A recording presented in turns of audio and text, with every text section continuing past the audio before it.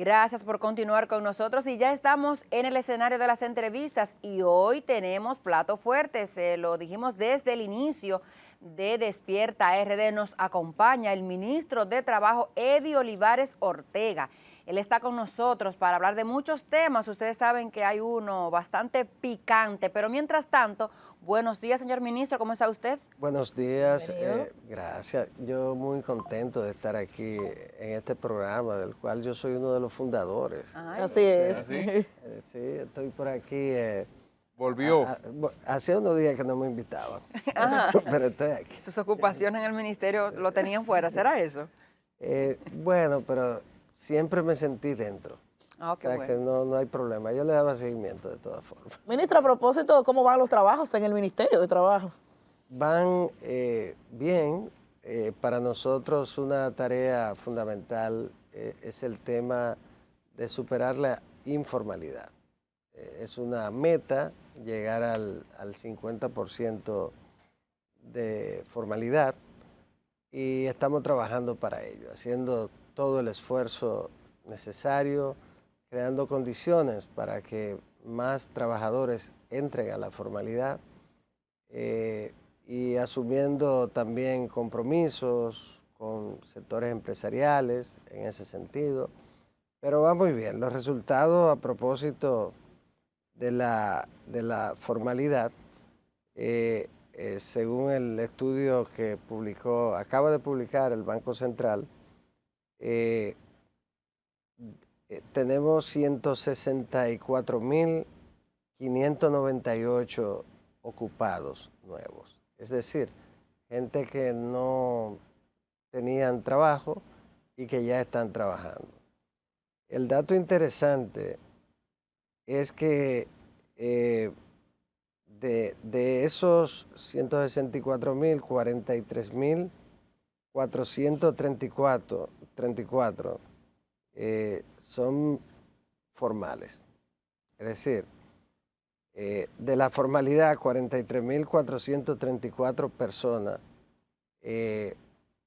están fuera de la informalidad y ahora son empleados formales. Son datos interesantísimos porque una de las situaciones de las tareas más difíciles y que mueve los indicadores más lentamente en cualquier lugar del mundo, por lo que implica, es el cambio de la informalidad a la formalidad. En ese sentido, también hay un detalle muy interesante y es que una parte significativa de ese porcentaje de nuevos ocupados son jóvenes. Para nosotros, para el país ha sido muy difícil mejorar la tasa de desempleo de los jóvenes, por razones obvias. Se va a buscar un trabajo y lo primero que le requieren es experiencia. Entonces, ese es el choque con una pared que le cierra el camino hacia el empleo a la juventud.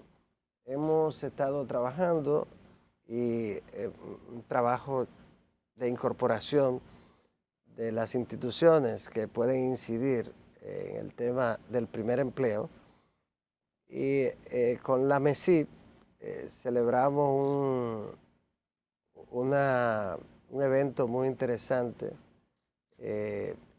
y el Ministerio de Ciencia y Tecnología, pero el Ministerio de la Presidencia también se integró, algunos de los organismos, para el tema de la pasantía. De modo que los pasantes,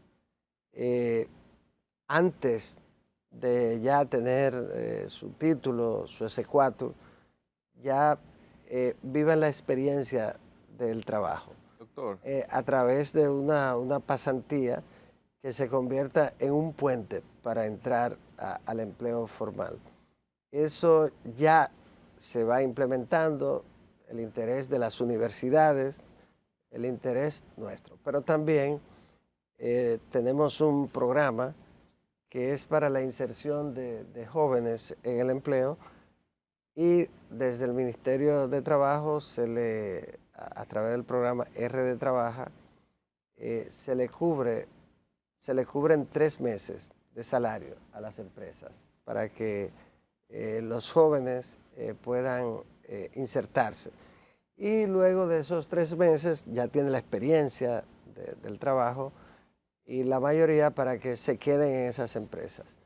Va dando un buen resultado. Tenemos ahora un rediseño de ese programa, una mayor incorporación vamos a tener de las MIPYMES y todos esos son pasos importantes para insertar a la juventud en el empleo y sobre todo en la formalidad, porque un joven que empieza trabajando en un empleo formal se mantiene en la formalidad, pero también tiene el beneficio de la seguridad social que le permite,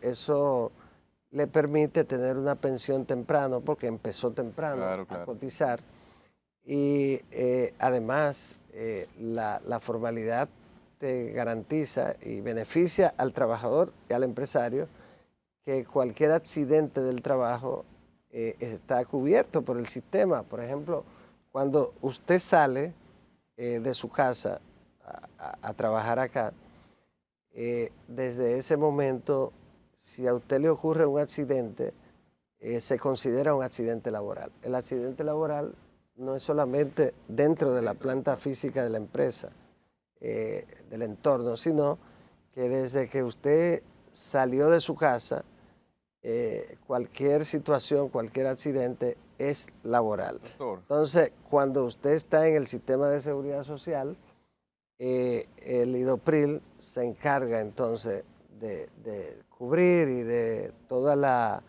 asistencia que necesite y beneficia al empresario que no tiene que preocuparse o exponerse a una demanda.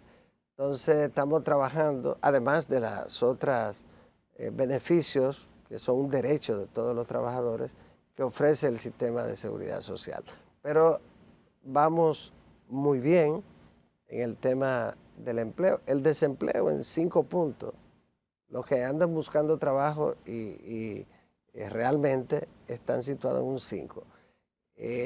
Lo que refleja que la economía mantiene su pujanza y cada día se generan nuevos empleos. Próximamente tendremos ya para principio de año la apertura de un hotel, que solo ese hotel incorporará 6.000 empleados. O sea que y eso se va generando cada día y por eso tenemos una tasa de desempleo muy baja. Doctor, varias cosas parecen afectar el tema de la formalidad, que es quizás el principal hándicap de los gobiernos. En República Dominicana, lo que mucha gente plantea es que constituirse como empresa para formalizarse significa una carga que de alguna manera se le hace difícil, sobre todo al que emprende, sobre todo al que está iniciando. El tema de los impuestos, el tema de la complejidad, más allá del tema de impuestos, la complejidad para presentar, para tributar, para los procedimientos, eso la gente termina por espantarle. En un país donde el 90% casi de la fuerza productiva son MIPYMES. Entonces eso tiene un impacto evidentemente en la informalidad y lo otro es el esquema tributario.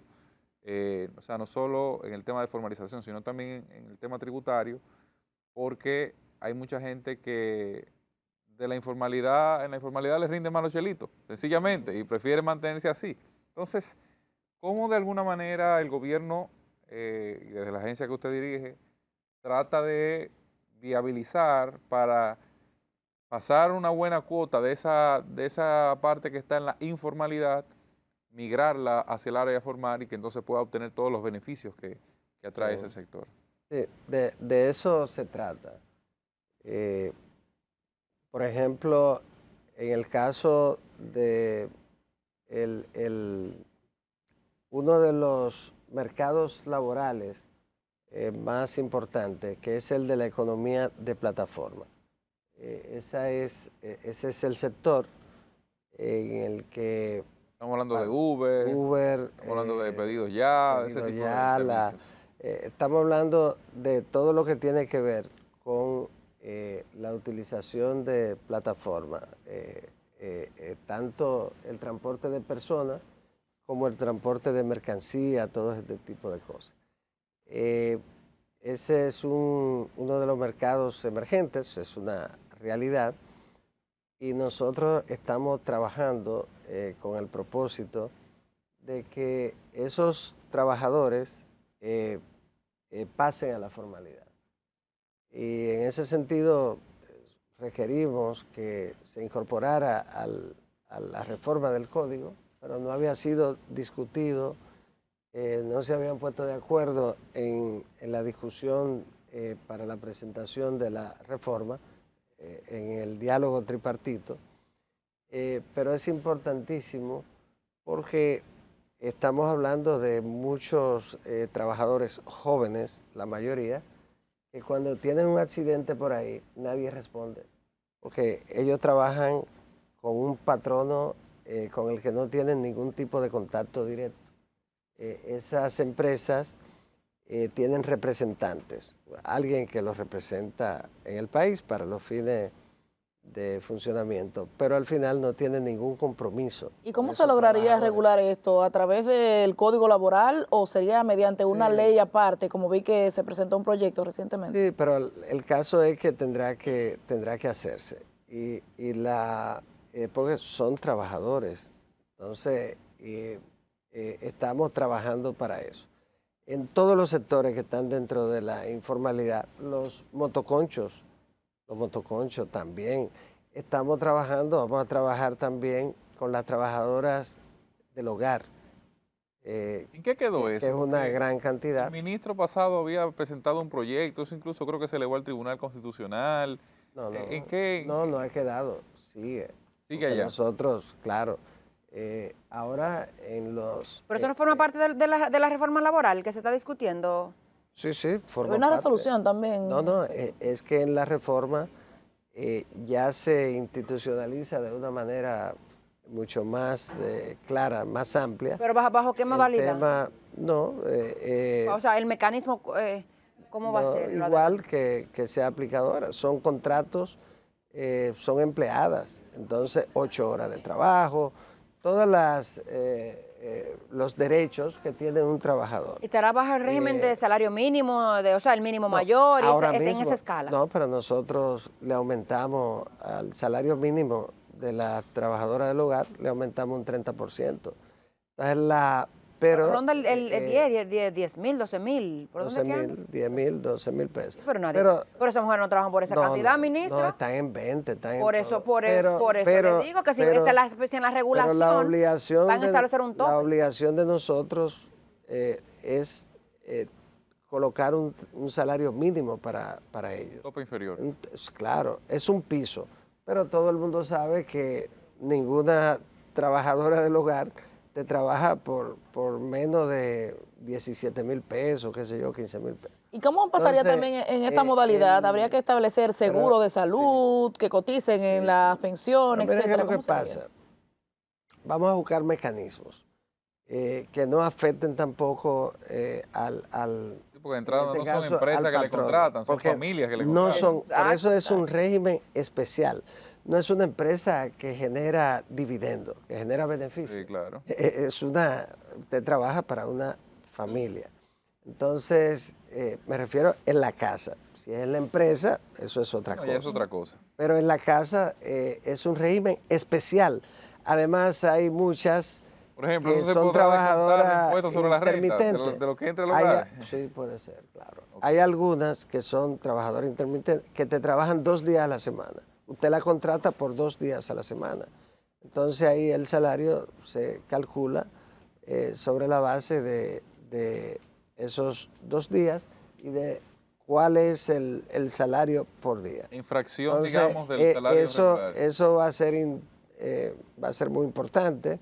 Estamos trabajándolo. Ahí hace falta la concientización de las mismas trabajadoras, de las madre o padre de familia o de el jefe del hogar, que es el que contrata. Entonces, conciencia, ¿por qué?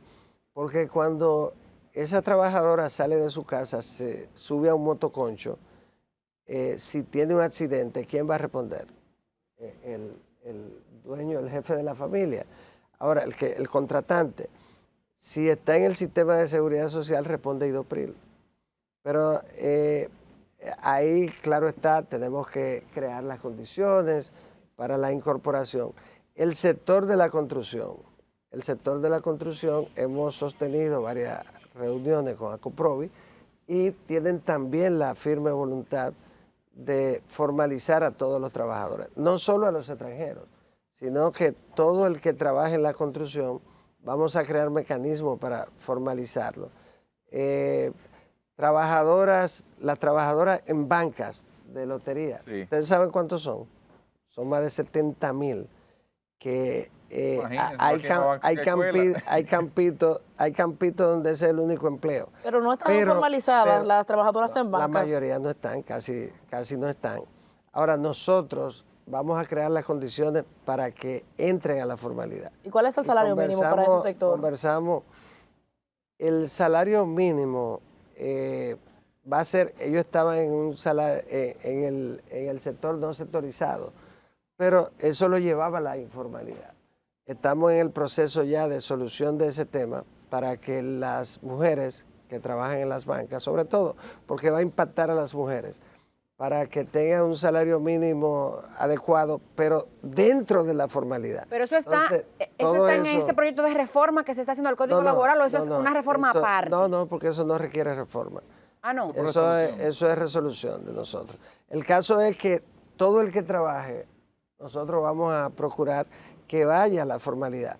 Para esas mujeres que viven ahí cerca de donde está la banca y pueden estar al mismo tiempo, de alguna manera, dándole seguimiento a su casa, todo eso, pero nosotros tenemos la firme decisión de que vayan a la formalidad y por lo tanto disfruten de los derechos de la seguridad social, pensión en el futuro, salud, todos esos derechos que son tan importantes. Ministro, y esa intención marcada del empresariado que ayer la hicieron sostenible de nuevo en la reunión con la comisión que está estudiando la reforma en el Senado, de ponerle un tope a la cesantía, como ellos han insistido, ¿no va en contra de esa intención de formalidad, de aumentar la formalidad de los empleados? Ese es el derecho que tienen los empresarios, empleadores de defender lo que consideran beneficioso para ellos.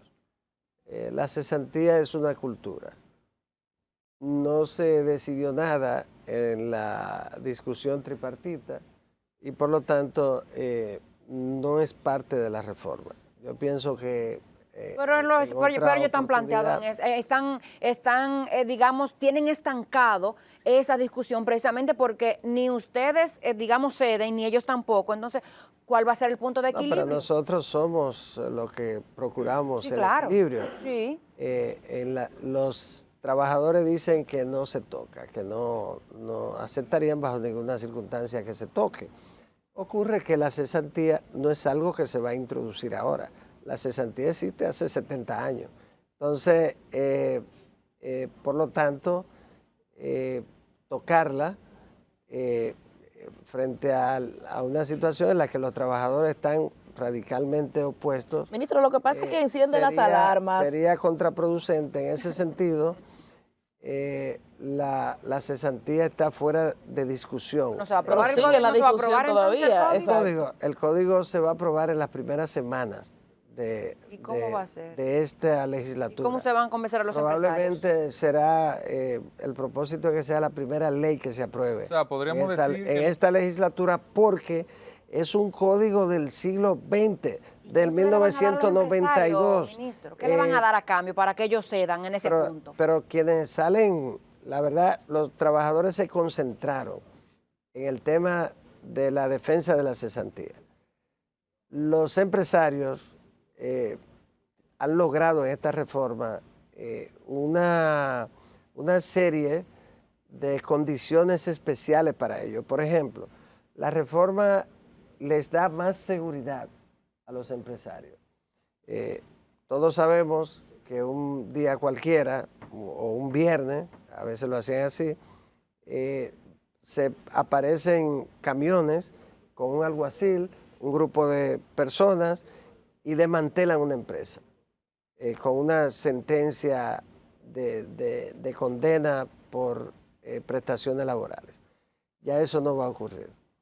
Para la ejecución de una sentencia laboral se va a requerir cumplir con un proceso razonable en el que tienen que agotarse para poder ejecutarla una serie de pasos procesales, en lo que será muy difícil que esa incertidumbre que se creaban y que desintegraban empresas ocurra. Quebraban.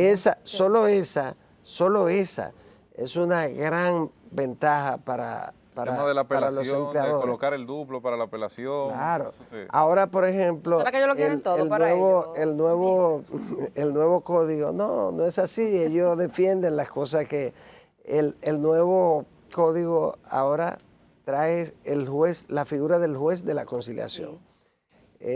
Y ahí participarán mediadores de las diferentes partes. Ya nosotros estamos preparando, empezamos a construir la escuela donde va a funcionar lo que va a ser la escuela de mediación y que va a ser un centro de mediación del país.